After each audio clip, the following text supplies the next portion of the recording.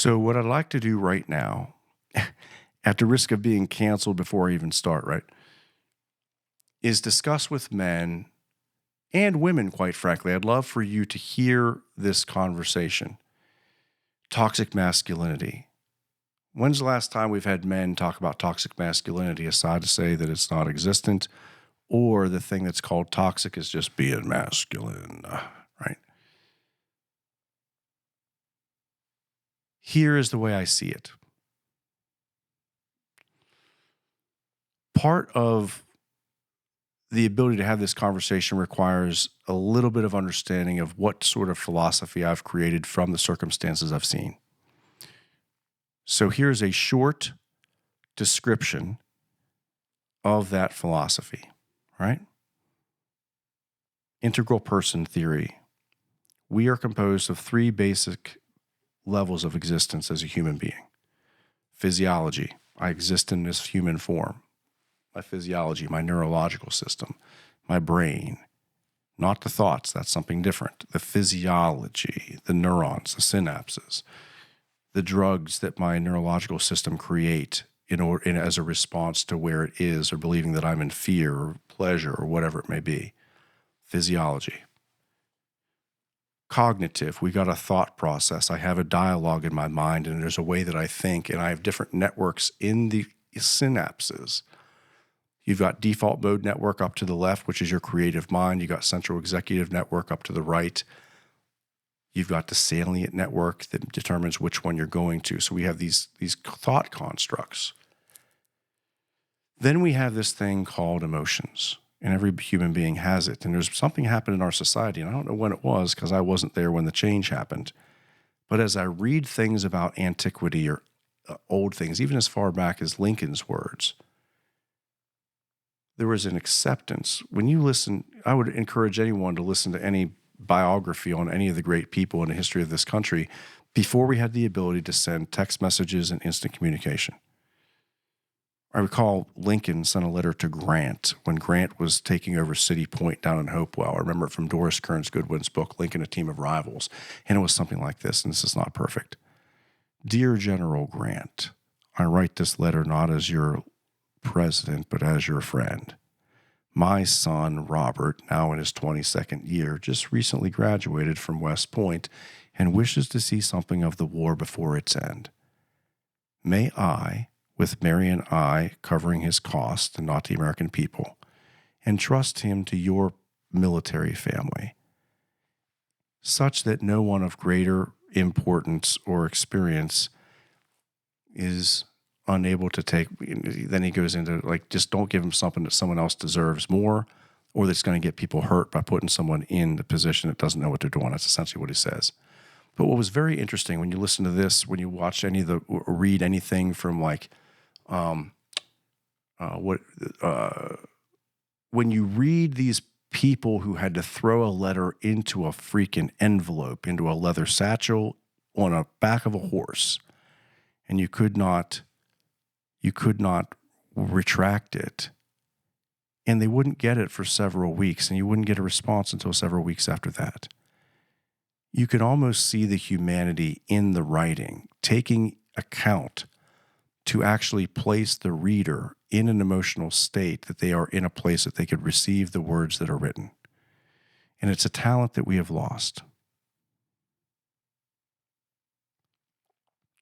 So, the place that I'm going to this is, at some point in time in our history, men were able to, expected to, and happy to, seemingly, be connected in understanding of emotional states and their personal emotions.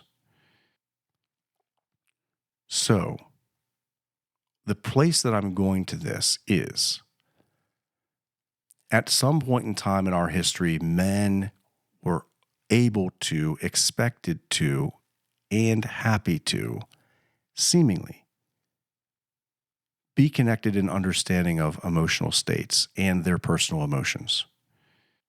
What I think most of the research shows is that most of us are working off of 4 to 12 emotional states most of the time. We just oscillate between them, and that's all we got. Many people I was surprised, and we can argue over what this number is, but I've seen anything from 180 to 5,000 words that represent individual emotions in the English language. And that's not including emotions that other languages have that aren't even conceived of in English. So to work with 4 or 12 and then go to something like Brene Brown's book, Atlas of the Heart, where she really kind of does a deep dive into really the particularities of the differences of emotion. Men, here's where I'm seeing it, and it's happening before our very eyes. There are 2 basic fears that a human being, that is a mortal social being, must fear: physical harm or death, or abandonment or exile. We die, we can be hurt, we can lose limbs, and that affects our ability to survive. We have a natural proclivity to try to avoid that, a natural tendency to try to avoid that. Additionally, we have a neurological system that reacts to the mind's perception of whatever's going on. Our body isn't able to understand what the sensory input is that it's understanding and reading without the rational mind applying some sort of thing to that. Over time, we build up these values and belief structures that the subconscious mind passes all the information through before it decides whether or not we get it. Here's the best way I can describe from my experience and my understanding toxic masculinity. Men, on the most part, many that I talk about, especially when I have the safety to get them to understand, listen, buy in, and think about it. Men have a deep fear of being abandoned and exiled. We've experienced it our whole life. You're a pussy. You're weak. You're a liability. You're not good at it. Whatever it may be. You look weak. You're soft. And there's other things like, hey, you're a jerk. You're dumb. I don't like talking to you. It doesn't matter what it is.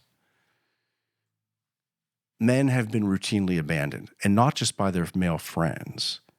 Men have been routinely abandoned in situations where they thought that women were going to uphold a promise, or whoever they thought that they loved was going to uphold a promise that was then not upheld.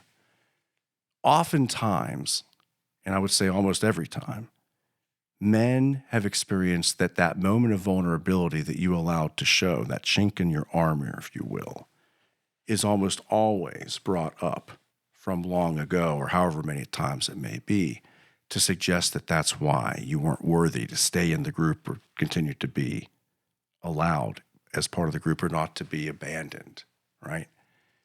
And so men, whether we realize it or not, have this deep, deep, deep, deep fear that to show vulnerability means it's just a ticking time bomb for when we're going to be then abandoned for the fact that we appear to be weak or no longer serve a purpose of others. We've been taught to simply be providers or to provide other things, but not to provide emotional support and nurturing.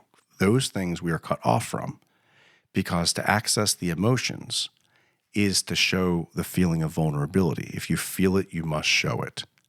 If you feel it, you must show it. And so the people that we love the most, that we're so scared of being abandoned or exiled from, we have created this very convenient pattern. Indifference.